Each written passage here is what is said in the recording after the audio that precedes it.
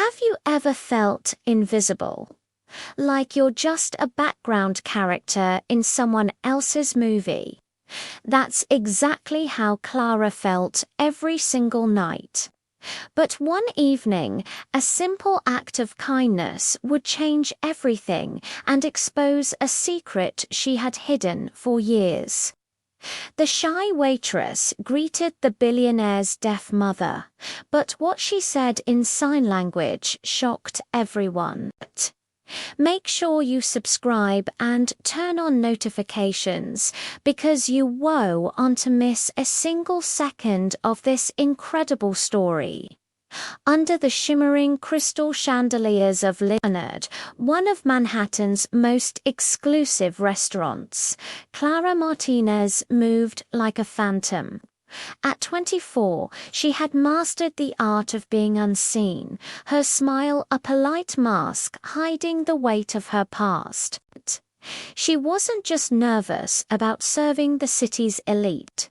She was terrified of them discovering who she really was. "Table 12 needs their wine refilled," barked Sarah, the head waitress, "and try not to spill anything on Mr. Blackwood this time. He's already in a mood." Clara nodded, her hands trembling as she picked up a bottle of Chateau Margaux, a wine that cost more than her entire month's rent. Marcus Blackwood. The name itself dripped with power and unimaginable wealth. For 3 months she'd served his table, and in all that time he had never looked at her, never truly seen her. To him, she was just part of the decor. The dining room buzzed with the low hum of conversations about stock portfolios and summer homes in the Hamptons, a world away from Clara's reality of overdue bills and ramen noodle dinners. It was a world she once knew, in a life that felt like a distant dream. "Excuse me, miss." The voice was sharp, cutting through the noise. It was him. Marcus Blackwood. He was standing so close she could smell his expensive cologne. His steel-grey eyes pinned her in place, making her heart do a ridiculous little flip. He was impossibly tall, his dark hair perfectly styled, and his suit screamed Italian luxury. "Your wine, sir," Clara murmured, holding up the bottle as if it were a shield. "Not for me," he said, his tone clipped. He gestured towards the elegant silver-haired woman at his table. "My mother. She's been trying to get your attention for the last 10 minutes. Clara's eyes fell on the woman, and her breath caught in her throat. Mrs. Blackwood had the kindest eyes Clara had ever seen, and they were looking right at her. Her hands were moving, making small, hopeful gestures. Sign language.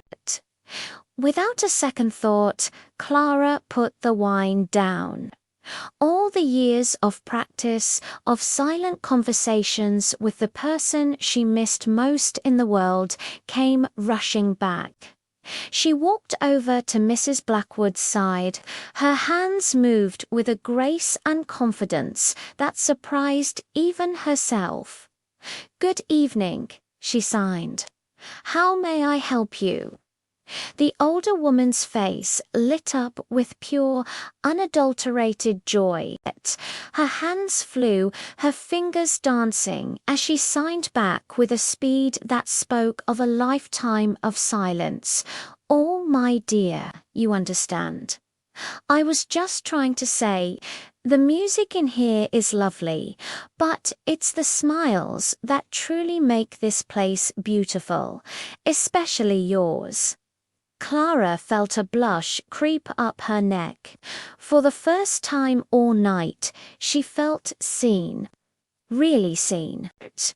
She signed back, "Thank you." That's very kind of you to say. From the corner of her eye, she saw Marcus Blackwood watching them, his jaw tight, his expression a mixture of shock and something else she couldn't quite decipher. The other patrons at the table had fallen silent, their forks frozen mid-air. The entire restaurant seemed to hold its breath. Mrs. Blackwood continued signing, her eyes sparkling. "My son Marcus, he worries too much. He thinks I feel isolated in places like this. But I find beauty everywhere. Tell me, dear, where did you learn to sign so beautifully?" Before Clara could answer, Marcus stepped forward, his voice low but firm. "Mother, you're bothering the staff." Mrs. Blackwood waved a dismissive hand, a playful glint in her eye. "Nonsense, Marcus. I'm having a lovely conversation. This young lady is the most interesting person I've met all night." She turned back to Clara. "Don't mind him. He has the social skills of a sea urchin." Clara couldn't help but let out a small laugh, quickly covering her mouth with her hand. But it was too late. Marcus Blackwood had heard it, and for the first time in 3 months, he looked at her. Really looked at her, and in his eyes she saw not the cold billionaire, but a man completely bewildered. The head waitress, Sarah, was now rushing towards them, her face a thundercloud. "Is there a problem here, Mr. Blackwood?" "No, not at all." Mrs. Blackwood signed to Clara with a wink, then spoke aloud, her voice a little rough from disuse but clear. "In fact, things have just gotten interesting." What was Clara's secret? Why did this simple exchange shake the unshakable Marcus Blackwood to his core? The truth is far more shocking than you can imagine, and it connects these 3 strangers in a way that will unravel a decade-old mystery. The story of Clara Marcus and his mother is just beginning. What happens next involves a forgotten past, a hidden identity, and a love that defies all expectations. You're not going to want to miss the next part of this. If you're as captivated as I am, do me a huge favor. Hit that subscribe button and ring the bell so you read the first to know when the next chapter drops. Your support means the world and helps us keep bringing you stories like this. Thank you so much for watching, and I'll see you in the next video. Oh, this salmon is just wonderful. I simply must compliment the chef. It reminds me of a dish I had in Paris years ago, a truly unforgettable experience. I'll make sure he receives your kind words. Would you like me to ask him about the preparation? I believe he uses a special herb blend that makes it so unique. As Clara signed, she was vaguely aware that the entire restaurant had grown quieter, but her focus was solely on Mrs. Blackwood. The older woman's face lit up as she animatedly responded, describing her travels through France. She conveyed how few people ever took the time to truly communicate with her, to see past her deafness. "You're very kind," the older woman signed, her expression softening. "Most people just smile and nod when they realize I'm deaf. It's a lonely experience, but you signed so beautifully. Where did you learn I studied linguistics in college?" Clara replied automatically, the words tumbling out before she could stop them. A cold dread washed over her as she realized her mistake. She'd just revealed a piece of the past she had so carefully buried: linguistics. Marcus's voice cut through the moment like a shard of ice. He was staring at her, his eyes narrowed with an expression she couldn't quite decipher. What university? The familiar panic clawed at her throat, tightening its grip. She'd been so careful for so long. She had built walls around her life, brick by painstaking brick, and now one moment of genuine human connection had sent a crack splintering through her carefully constructed facade. It was just a few classes, sir. Nothing important. She tried to sound dismissive, to shrink back into the role of an unassuming waitress. Nothing important. Marcus stepped closer, his voice dropping to a low, intense pitch that felt far more dangerous than his earlier demands. You speak sign language fluently. You just mentioned linguistics. I'm betting that's not the only language you know. What else are you hiding? The question hung in the air between them, a heavy, unspoken challenge.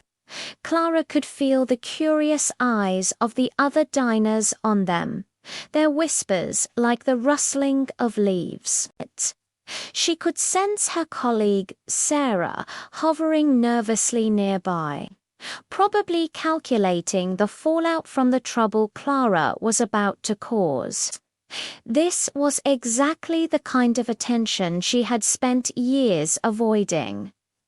I should get back to work, Clara said quietly, her voice barely a whisper.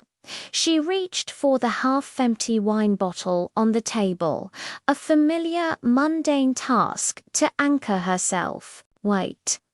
Marcus caught her wrist. The touch wasn't rough, but it was firm, an undeniable command that stopped her movement. The contact sent an unexpected jolt through her, a current of warmth that was both startling and unwelcome. She saw something flicker in his eyes, a brief, unguarded spark that suggested he'd felt it, too. I'm sorry. His voice was different now, stripped of its earlier harshness. That was ... unnecessary. Clara looked down at his hand encircling her wrist. She noted the expensive watch, the perfectly manicured nails, the smooth skin untouched by the calluses and scars that marked a life of physical labor, life like hers. His world was so different, a universe away from her reality. When she finally looked back up, his expression had shifted into something she never expected to see on a face like his: vulnerability.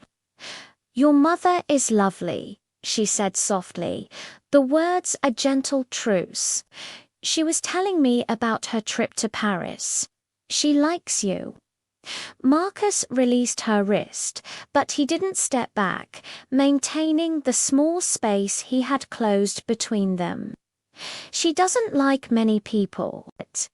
Maybe because most people don't take the time to really listen.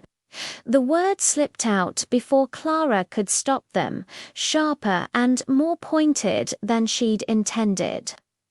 It was a direct hit, a criticism aimed at him and his world. Marcus's eyebrows rose slightly, a flicker of surprise crossing his features, and for a fleeting moment she thought she saw the ghost of a smile touch his lips. And you think I don't listen? I think you're used to people telling you what you want to hear. She held his gaze, her own quiet challenge now laid bare. It was a truth she had observed in his every interaction, a bubble of wealth and power that insulated him from anything inconvenient or unpleasant. But for the first time, she wondered if he was even aware of the bubble he lived in, and what he might do now that someone had finally pointed it out. Hey story lovers, and welcome back to the channel. Today, we're diving into a story that's all about hidden pasts, unexpected connections, and the kind of tension you can cut with a knife. Imagine this: you've built a new life from the ashes of your old one, and then someone walks in who threatens to unravel it all with a few innocent questions. That's exactly where we find our protagonist, Clara. This time his smile was definitely real, transforming his entire face. "You know, you're probably right," he says, his eyes twinkling. "But you didn't answer my question about the universities." Clara felt trapped. It was a simple question, but for her it was a landmine. She was caught between the truth that could destroy her carefully built new life and the growing, undeniable curiosity in Marcus's eyes. To make things worse, Marcus's mother, Mrs. Blackwood, was watching their entire exchange with obvious interest. Her knowing smile suggested she understood far more than either of them realized. After a tense pause, Clara finally spoke, the word feeling like a heavy confession. "Columbia." Her voice was quiet. "I studied at Columbia." Marcus's expression shifted through a whole range of emotions. First, surprise, then confusion, and finally, something that looked a lot like respect. "Columbia has an excellent linguistics program," he noted. "What made you decide to change careers?" That innocent question hit Clara like a physical blow. How could she possibly explain? How could she tell this man that she hadn't decided anything? That her career, her life, her entire future had been stolen from her by the very person she distrusted most in the world? How could she admit that she was working as a waitress not by choice, but because it was the only job she could get after her reputation had been systematically and utterly destroyed? She couldn't. Instead, she offered a vague, hollow truth. "Sometimes life doesn't go according to plan," she said, proud that her voice remained steady, not betraying the storm junju of emotions raging inside her. "No," Marcus said quietly, his grey eyes studying her with an uncomfortable, piercing intensity. "I suppose it doesn't." The tension between them was so thick you could feel it. Just then, Mrs. Blackwood gestured to Clara, breaking the spell. Using sign language, she communicated with a mischievous smile. "What did she say?" Marcus asked, his tone almost suspicious, sensing he was being left out of a private joke. Clara felt a wave of heat creep up her neck. She had to think fast. She decided on a safe, partial truth. She said, "You work very hard." Marcus wasn't buying it. "That's not all she said," he countered, a hint of a smile playing on his lips. "She also mentioned that you should eat more vegetables." He then let out a laugh, a genuine, surprised sound that made several other diners turn to look their way. It was a disarming sound, one that didn't fit the stern all-business reputation he had. Clara was taken aback. "My mother did not sign anything about vegetables," she retorted, flustered. "How would you know?" Marcus challenged playfully. "You don't speak sign language." "No," he admitted, "but I know my mother's sense of humor, and judging by the way you're blushing, she said something designed to embarrass one or both of us." Clara opened her mouth to deny it, but then she realized there was no point. Marcus was clearly far more perceptive than she'd given him credit for. He could read people, and right now he was reading her like an open book. Defeated, she gave in. "She thinks you should meet more interesting people, does she?"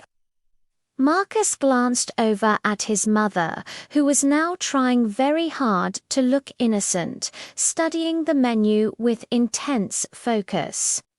He turned back to Clara, his gaze locking with hers.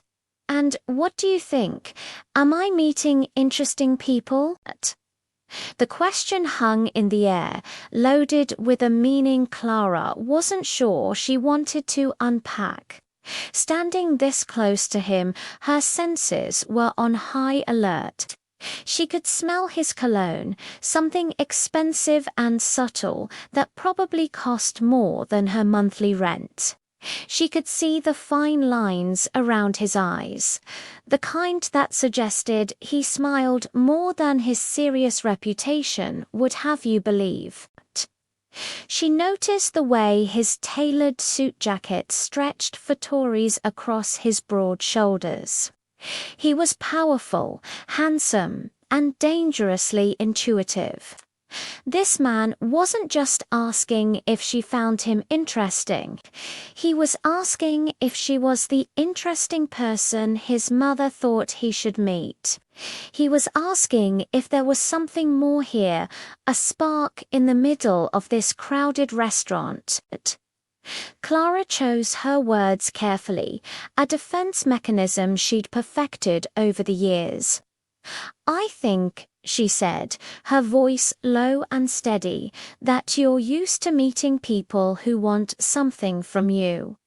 She paused, letting the statement land before delivering the final, crucial part. "And you don't want anything from me." It was a brilliant deflection, both a compliment and a boundary. She was acknowledging his world of power and expectation while firmly placing herself outside of it. She wasn't a social climber, a business associate, or a fan. She was just a waitress, a woman with a past, and in that moment she was perhaps the most intriguing person he had met in a very long time. The question now was, what would he do about it? And that's where we'll leave it for today. What a cliffhanger, right? What do you think Marcus will say next? And what secrets is Clara so desperate to hide? Let me know your theories down in the comments. I read every single one. If you enjoyed this story and want to hear what happens next, make sure to hit that like button and subscribe to the channel so you don't miss a thing. Thanks for listening, and I'll see you in the next video. The question was asked lightly, but I caught the edge of vulnerability underneath. How many people had disappointed him? I wondered. How many so-called friends were just there for his money? I needed to focus. I want you to let me do my job before Sarah decides I am more trouble than I am worth. Marcus glanced over at the hostess station. Sarah was definitely watching us, her anxiety practically radiating from across the room. Right. Of course, he said, stepping back, but his eyes never left my face. But this conversation isn't over. Before I could protest, he said, Clara Martinez. The fact he knew my full name shouldn't have surprised me. He was Marcus Blackwood, after all. He probably made it his business to know everyone, and something tells me you have answers that might surprise me, he added, his gaze intense. I felt my carefully constructed world tilting. For 3 months, I'd been just another waitress, invisible, safe in my anonymity. But now, Marcus Blackwood was looking at me like I was a puzzle he was determined to solve, and that was the last thing I could afford. I should really get back to work, I said again, my voice sounding more like a plea this time. Of course, Marcus stepped aside with a surprisingly courtly gesture. But, Clara, I'll see you next week. It wasn't a question. It was a promise, a statement of fact that sent my pulse into overdrive with a terrifying mix of anticipation and dread. As I walked away, I could feel his eyes tracking my every move across the restaurant floor. Passing his table, Mrs. Blackwood caught my eye and signed a quick "He likes you." The message was so unexpected, I nearly tripped over my own feet. The rest of the night was a blur of refilling wine glasses and serving food. But I was hyper-aware of table 12. Every single time I dared to glance in their direction, Marcus seemed to be watching me, a thoughtful, calculating expression on his face. It was unnerving, to say the least. I felt like a butterfly pinned under a microscope. Finally, their meal was over. As they got up to leave, Marcus paused at my station. "Have a good evening, Clara," he said quietly. Then he leaned in closer, his voice dropping to a conspiratorial whisper. "And next time, maybe you can tell me about Paris. I have a feeling your story about studying there might be more interesting than you letting on." My blood turned to ice. Paris. How could he possibly know about Paris? I'd never mentioned it. His mother had, but he'd connected dots I had desperately tried to keep separate. As I watched him guide his mother towards the exit, a chilling realization washed over me. My carefully guarded anonymity had just been completely shattered. Marcus Blackwood wasn't just curious about the new waitress anymore. No, he was investigating me.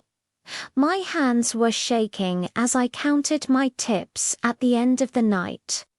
His parting words echoed in my mind like a blaring alarm bell. Paris. How did he know I had been so meticulous, so careful to bury that part of my life? I had worked so hard to become someone completely new, someone utterly different from the woman who once negotiated multi-million-dollar deals in boardrooms overlooking the Seine. "You okay, girl?" Sarah's voice cut through my panicked thoughts. She appeared beside me, concern creasing her kind, weathered face. "You look like you've seen a ghost." "A ghost?" "No, not a ghost. Something far more dangerous. A man who saw through my disguise. A man who threatened to unravel everything I had fought to leave behind. My past was a locked door, and Marcus Blackwood had just found the key. I had to figure out what he wanted, and fast, before he unlocked secrets that could destroy the new life I had so painstakingly built. The following week felt like a countdown to a confrontation I wasn't ready for. Every time the restaurant door opened, my heart leaped into my throat. I was a bundle of nerves, jumping at shadows, replaying his words about Paris over and over in my head. What was his game? Was he trying to expose me, blackmail me, or was it something else entirely? When he finally walked in, it was just like he promised. Alone this time, he took a small table in my section, his eyes finding mine instantly. There was no escaping him. I took a deep breath, pasted on my professional waitress smile, and walked over. "Good evening, sir. Welcome back. Clara," he greeted me, his voice a low rumble that did strange things to my composure. "No need for sir tonight. It's Marcus." He gestured to the empty chair across from him. "Join me for a minute, if Sarah allows it." I glanced over at Sarah, who gave me a slight, almost imperceptible nod. My heart was hammering against my ribs. This was it. I slowly sat down, my server's apron feeling like a ridiculous costume. "What can I do for you, Marcus?" He leaned forward, his elbows on the table, creating an intimate space just for the two of us in the bustling restaurant. "You can start by telling me why a woman who speaks fluent French with a Parisian accent and can spot a fake Patek Philippe from across the room is serving me coffee." My breath hitched. He hadn't just been watching, he'd been analyzing, cataloging details. This was worse than I thought. I needed a change of pace, I stammered, the lie tasting like ash in my mouth. A slow smile spread across his face, but it didn't reach his eyes. A change of pace. From negotiating corporate mergers in one of Europe's top financial firms. That's quite a change, Clara, or should I say, Claire. My carefully constructed facade crumbled. Claire, no one had called me that in years. It was a name from a past life, a life I had fled. The blood drained from my face. All the strength I'd been mustering vanished. He knew everything. "How?" I whispered, my voice barely audible. "I have resources," he said simply, as if that explained everything. And for a man like him, it probably did. "The question isn't how I know, Claire. The question is why. Why are you hiding here? What are you running from?" I stood up abruptly, my chair scraping against the floor. "I have to get back to work," I said, my voice trembling. I couldn't do this. I couldn't let him drag me back into that world, running away again. He called after me, his voice sharp but not unkind. "You can't serve tables forever. Eventually, you're going to have to face whatever it is you're afraid of." His words followed me all night, a constant reminder of the truth I was so desperately trying to deny. He was right. I couldn't hide forever. But facing my past meant facing the people and the danger I had run from. Was I strong enough to do that? And more importantly, was Marcus Blackwood an ally in this, or was he just another player in a game I had no desire to rejoin?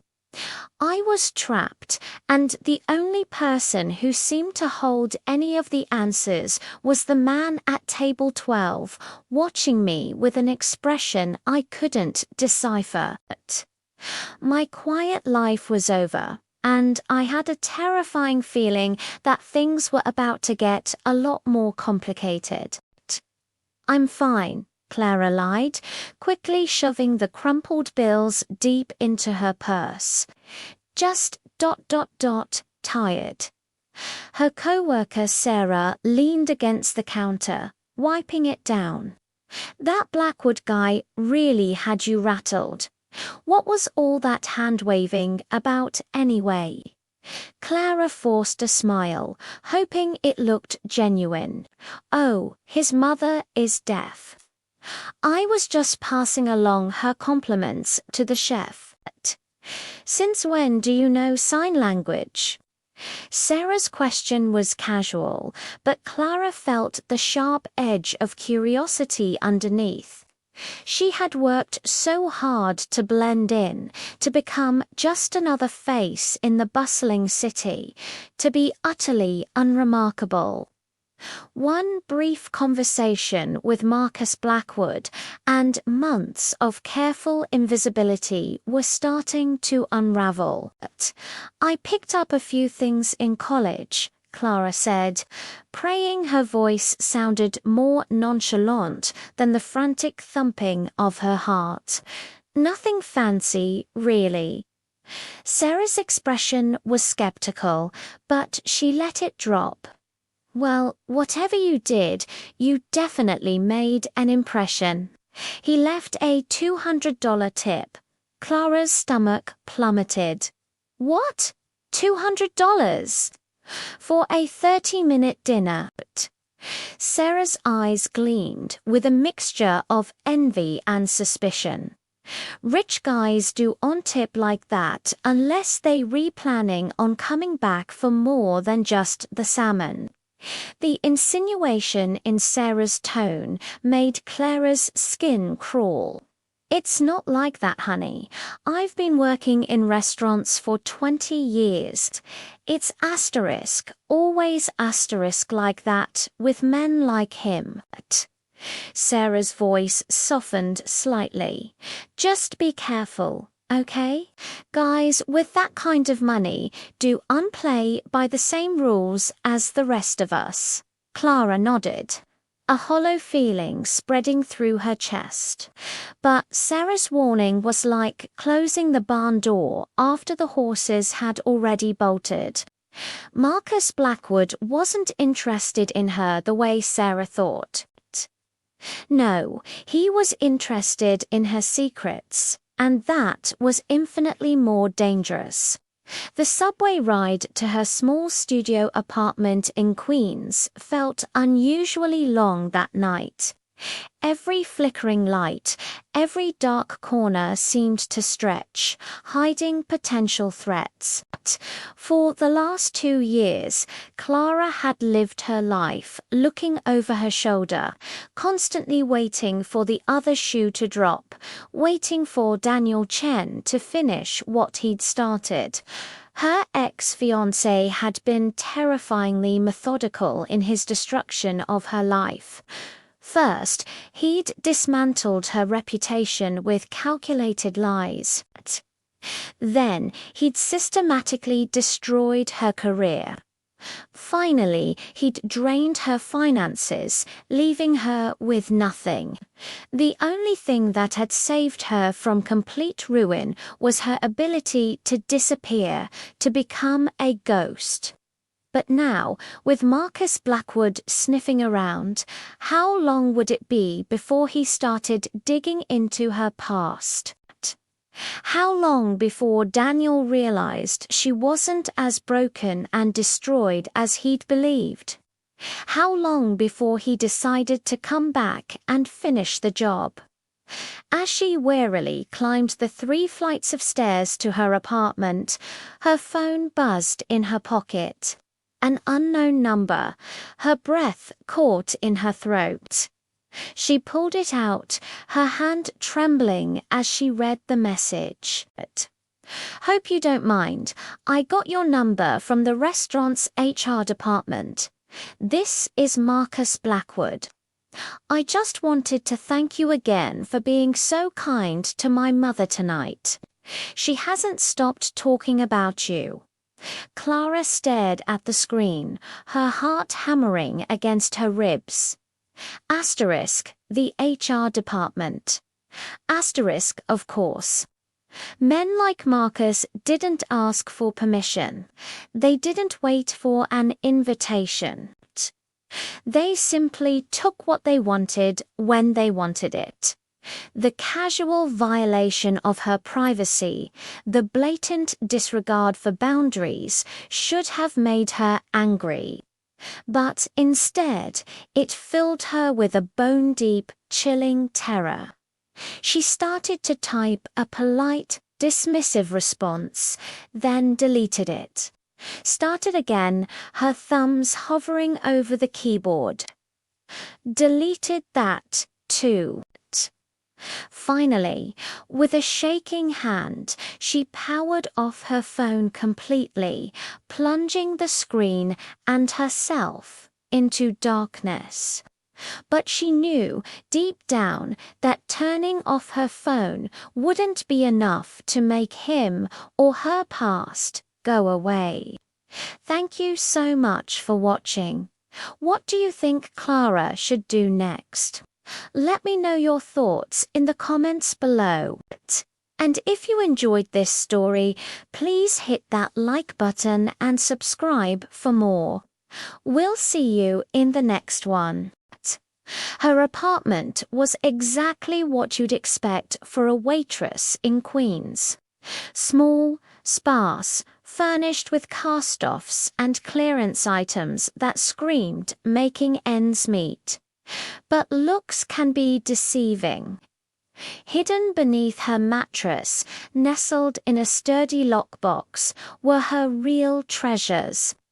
A Columbia MBA, a CPA license, and the most important of all, documents proving ownership of patents that Daniel had stolen, along with everything else she once held dear.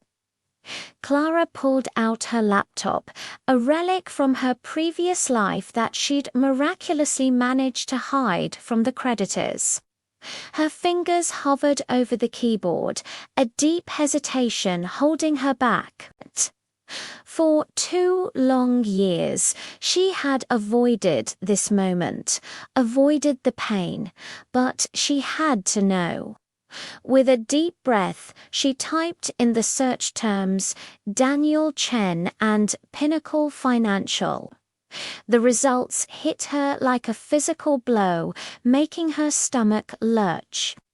Daniel's company hadn't just survived, it had grown exponentially since her exile.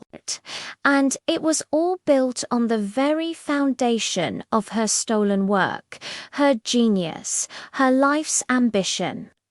But as she scrolled, a recent news headline made her blood run cold. Clara's hands flew to her mouth, stifling a scream that desperately wanted to escape. This couldn't be a coincidence. Daniel was many things cruel, calculating, utterly without conscience.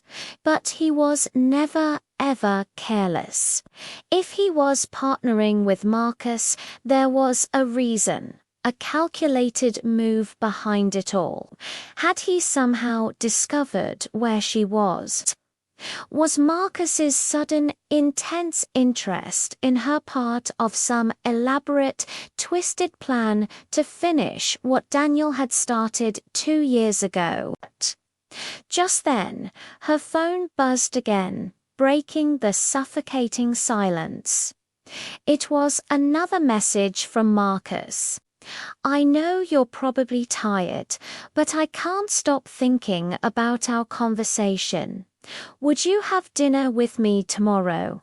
Somewhere we can actually talk. Clara stared at the message.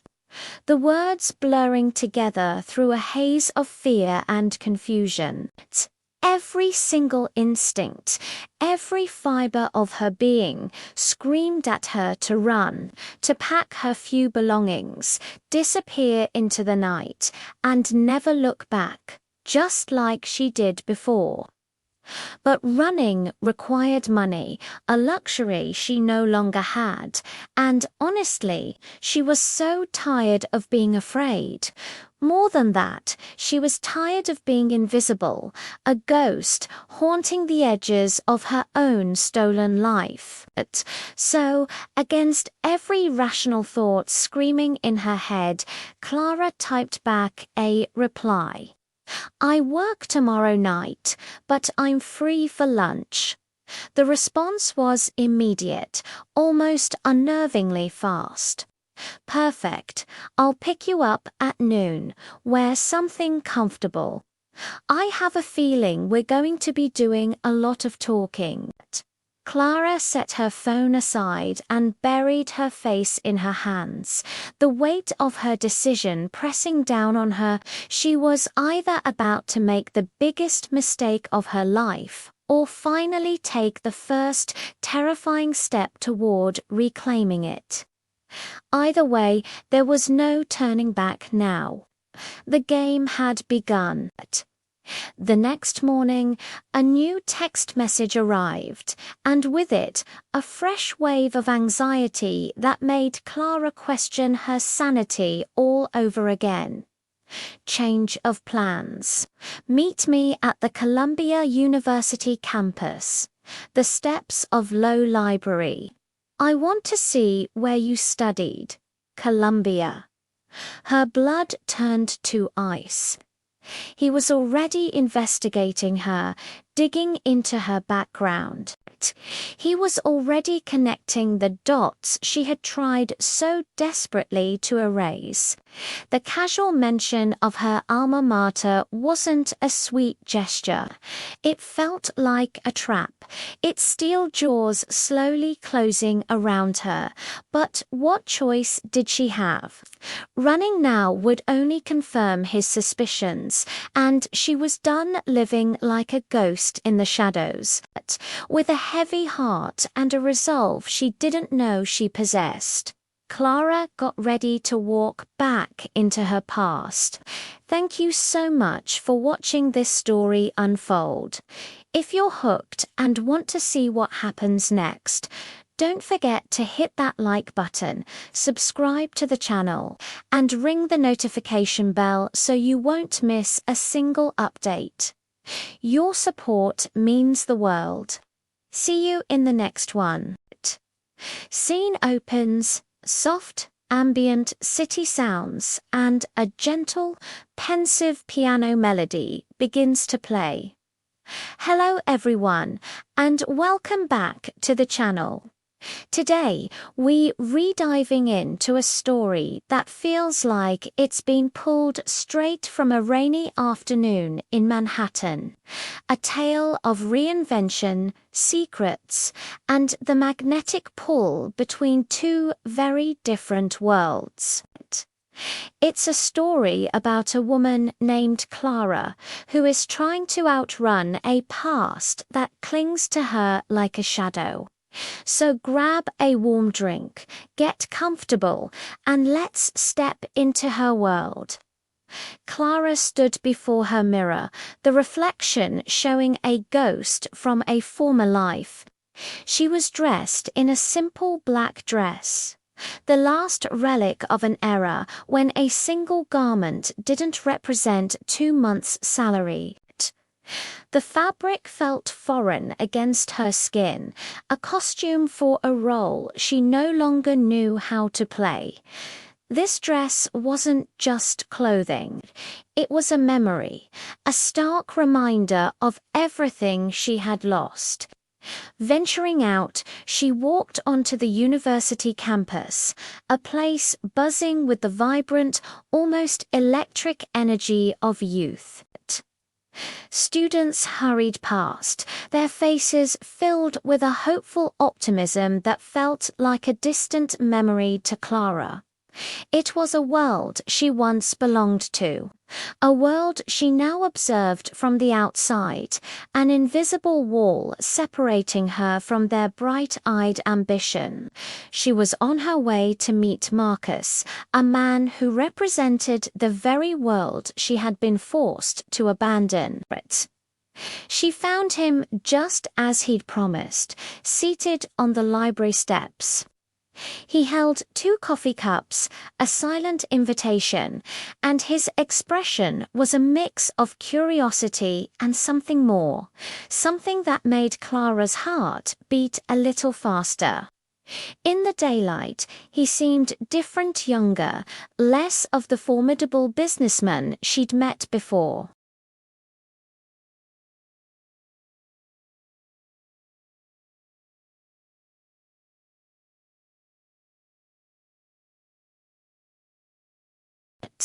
I wasn't sure you'd come. Clara accepted the coffee, the warmth a welcome comfort in her hands. I almost didn't, she admitted, the honesty surprising even herself. The aroma told her it was from the expensive cafe nearby, a small luxury she hadn't allowed herself in a long time. It was another reminder of the chasm between their lives. But you did, Marcus replied, his gaze steady. Why? The question was light, but beneath it lay a current of intensity. Clara sensed that he was a man who didn't like unsolved puzzles, a man accustomed to getting answers. And right now, she was his latest enigma. Taking a deep breath, she looked away towards the bustling campus. Because I'm tired of running from my past, she said, the words tumbling out before she could stop them.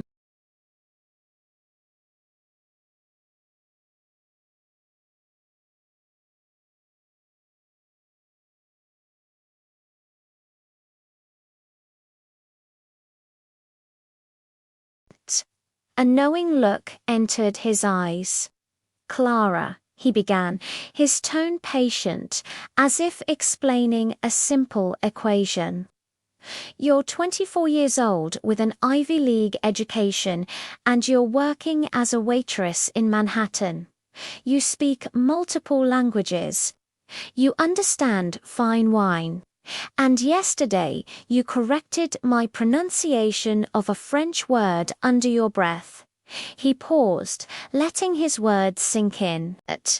Either you're running from something, or you're researching a very elaborate character for a novel. Clara almost choked on her coffee. He had heard that. You heard that. I hear everything, he said simply. It's an occupational hazard in my line of work. You learn to notice the details other people miss. He gestured to the empty space on the step beside him, inviting her to sit. So, what's the story? Bad breakup? Family scandal? Student loans the size of a small country's national debt?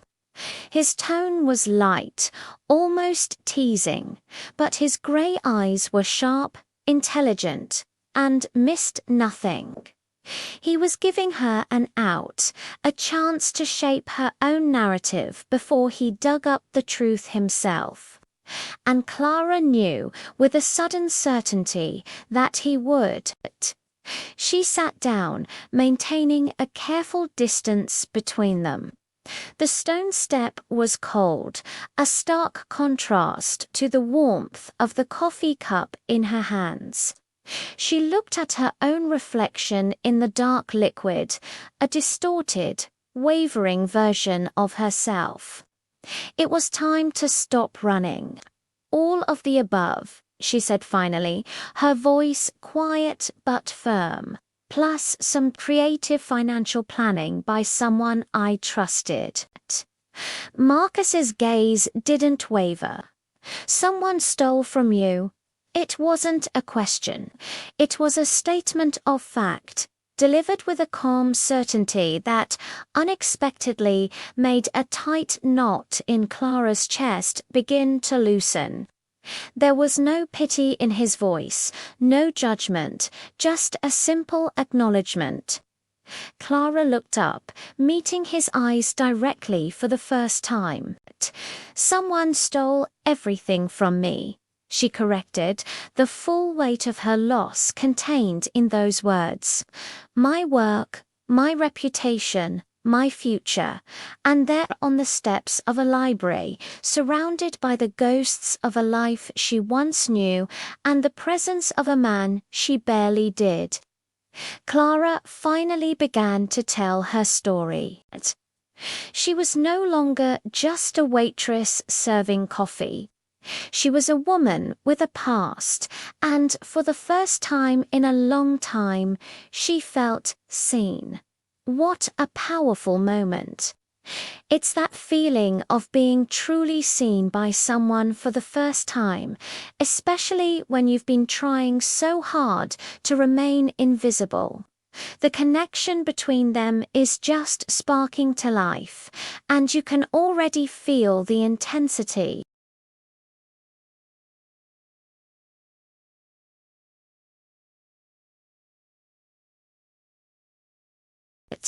It means the world to me. Until next time, take care.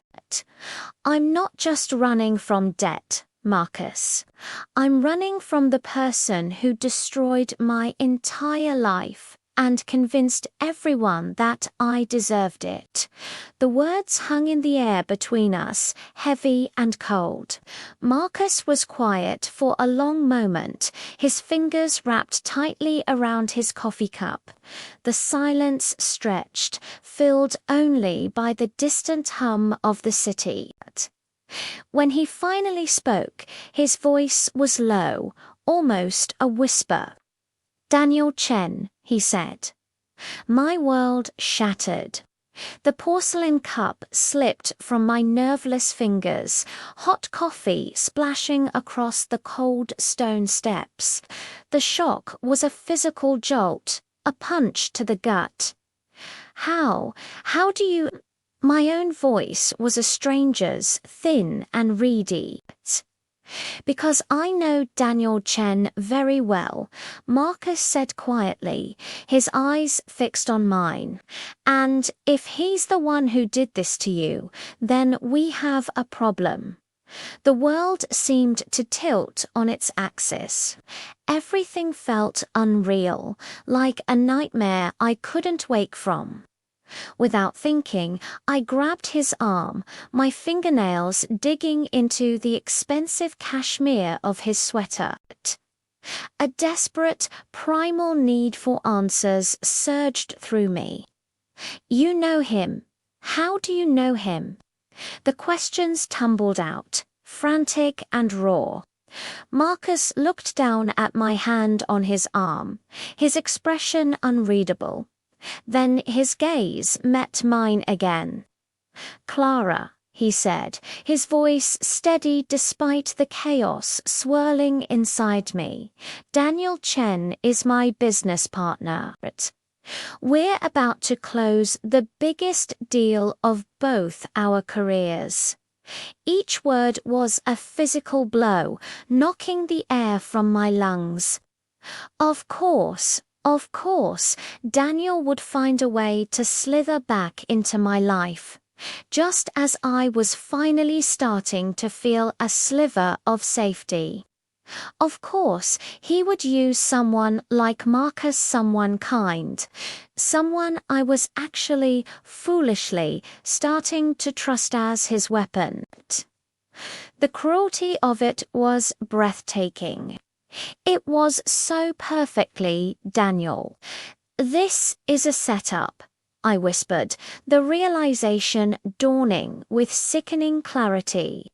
I released his arm as if it had burned me and started to stand, my legs trembling. "This whole thing, the restaurant, your mother, your supposed interest in my background, he sent you." No.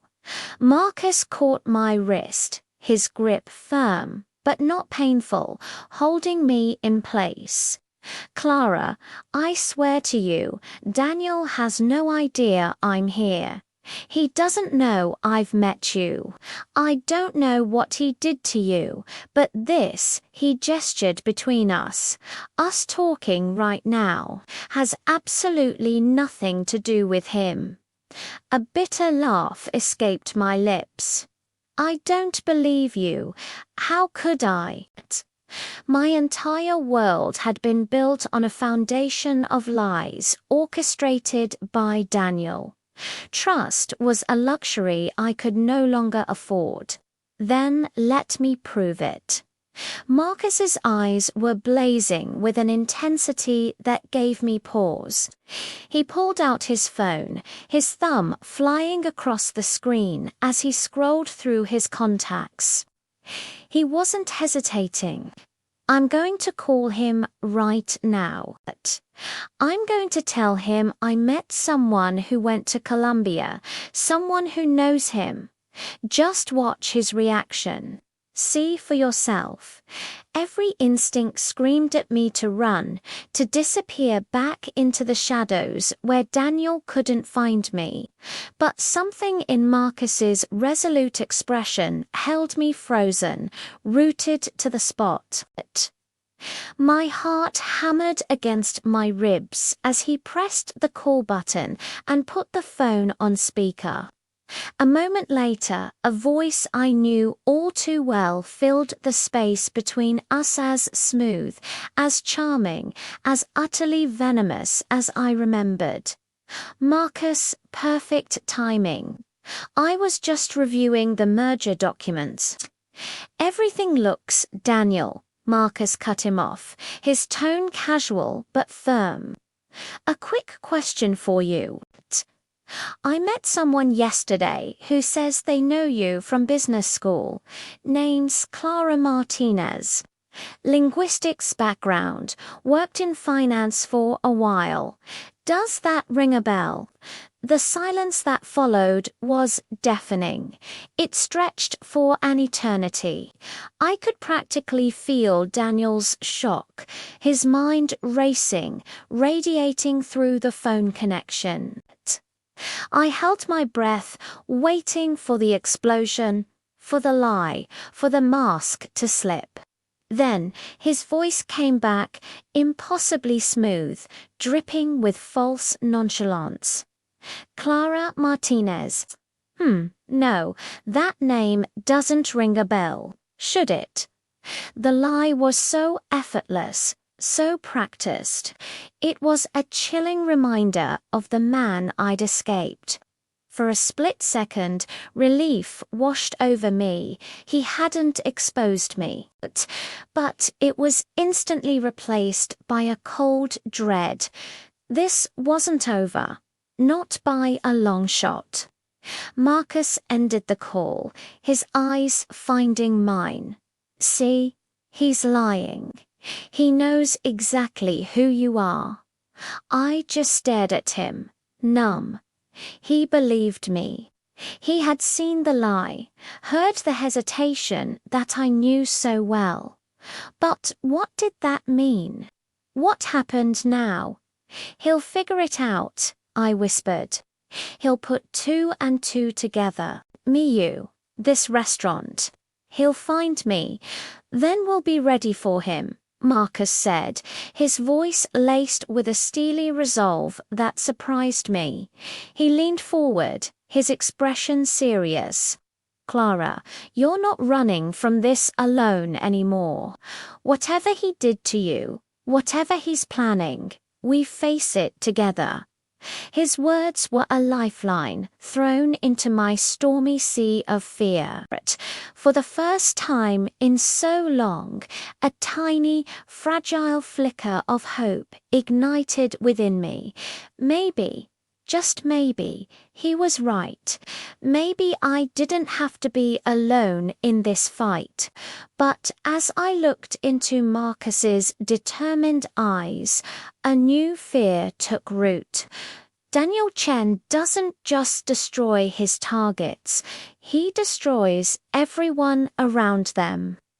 By letting Marcus in, by accepting his help, was I just painting a target on his back, too? The thought was terrifying. This wasn't just my life on the line anymore. It was his. And I knew with a certainty that chilled me to the bone that Daniel would not hesitate to destroy Marcus to get to me. The battle was far from over. In fact, it felt like it had just begun. Thank you so much for joining me for this chapter. If you're as hooked as I am and need to know what happens next, make sure you hit that subscribe button and turn on notifications so you don't miss a single update. I can't wait to see you in the next one.